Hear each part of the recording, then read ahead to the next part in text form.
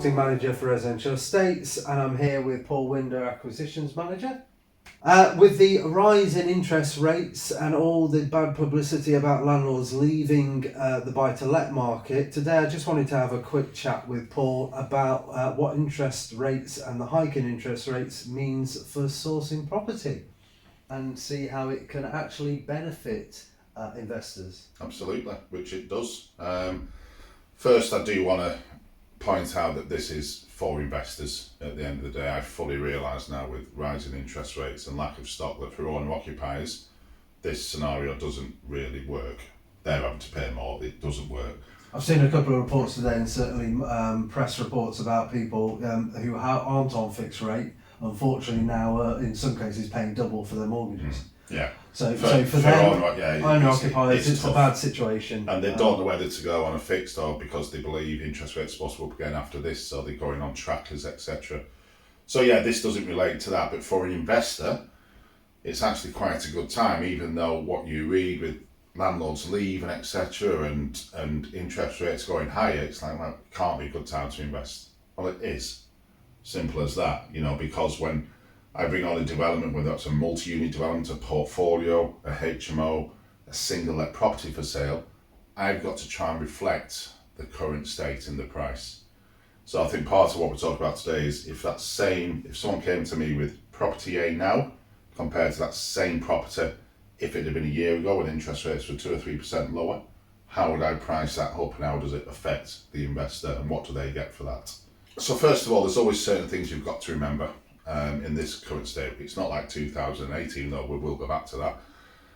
Property prices aren't going down. Okay, rents are going up. There's a natural cycle of property life, which has been proven many times, and it's peaks and troughs. So over 10 years, it's going to go down before it goes up.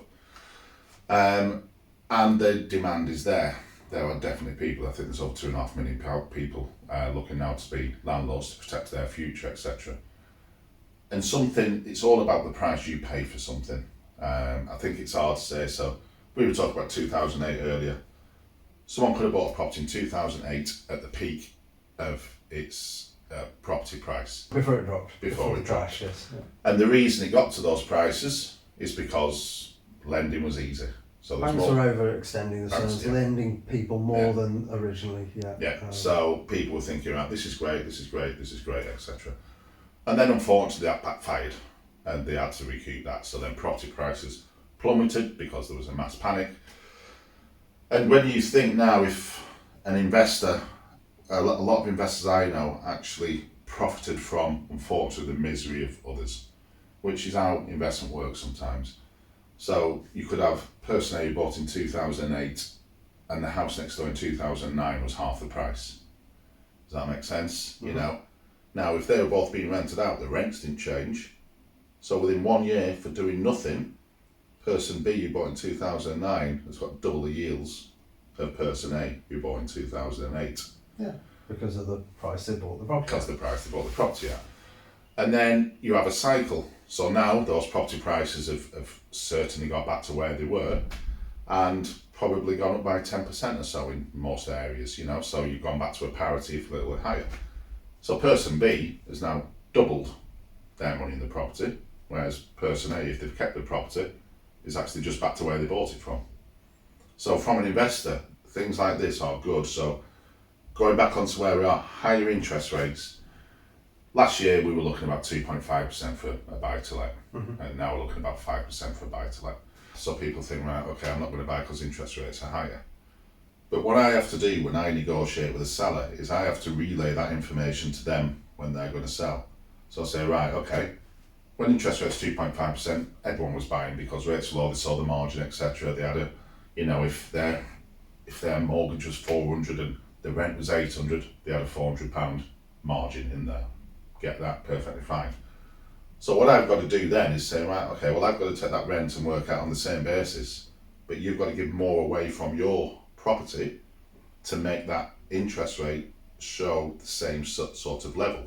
So it's hard to explain. So in numbers, if we had a property at £100,000, yeah, and it was getting £600 a month rent, that's 7,200 a year.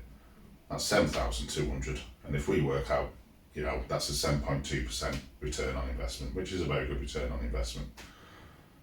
And your mortgage was, let's say, half of that, 360. That's great. Okay. Now the problem is your mortgage is now double that, so that's 720. So you're like paying full price, and your mortgage is covering itself and not making any profit. So what's the point? So I've got to then go to someone, and this is developments or single let's like and say, right, okay, well, that's not going to sell to anyone. You're wanting to sell because maybe you've overexposed yourself, you've refinanced the property, you've come out of a fixed rate now, and the rates you've got now don't cover the rent because you've had a tenant in there for a long time and you haven't put rents up, etc. And let's be clear, these are people that you're talking to that need to sell for a reason. Yeah. Generally, it's not because the investment is bad, it's because they, as a situation, need that money to take that capital out of that property. Or it's not viable for their situation at that time. Like I say, a lot of people bought a property, then refinanced the property, got decent interest rates, and then they were probably on 2%, now 5%, and it doesn't cover. And they just think, right, okay, I want out. Yeah, it's nothing to do with a desire for the property or demand for the property. But what I've got to go in and say, right, okay, we've got to get it back to where people wanted to buy. And the only place that can come from is the property price. So we've got this £100,000 property, and I have to now say, right, okay, well, no one's going to buy it at £100,000 now with a tenant in there because the mortgage is only just going to cover the rents. So I've got to give you some equity in the property as a buyer, and that property will probably be priced at £75,000 because then that yield makes it more interesting to buy.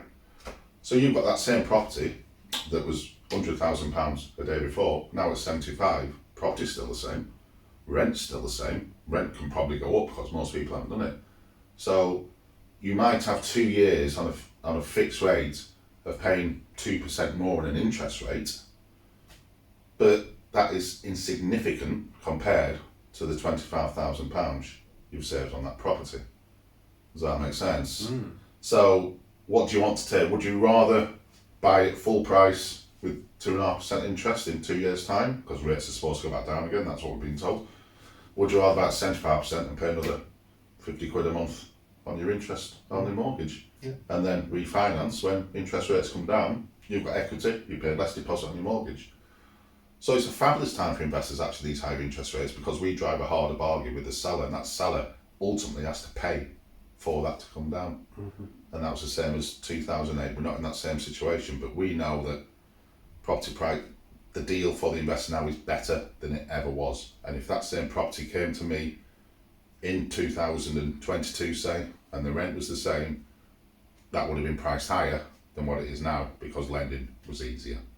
So you've got to take a short-term hit for a long-term gain. Fantastic. And there's deals out there to be made. There are deals out there to be made, yeah, 100%. And like I said, when people sell, it could be for a multitude of reasons. And developers are the same. Developers have to sell a property. They built it. They financed. They have to sell that property, and we're saying, right, okay, based on mortgage rates now, you're going to have to lower the prices to make it interesting for someone to buy. So you're getting the best deals you could possibly ever get now. You know, and if interest rates rise again like they're supposed to, that will carry on.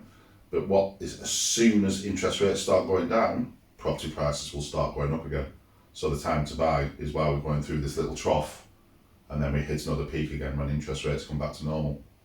And that's how generally investors make money, rather than just listening to the noise that's in the press and the doom and gloom. It's a fabulous opportunity to buy property right now. And I say, yeah, I do understand you are paying a little bit more monthly, but the savings you're making are beneficial, and we can show that when we send out appraisals and valuations. So sure, if you're looking to invest in property right now and you're reading the news, perhaps don't get taken in with all the doom and gloom. Yeah. There are deals to be had out there, some fantastic properties, some fantastic investments.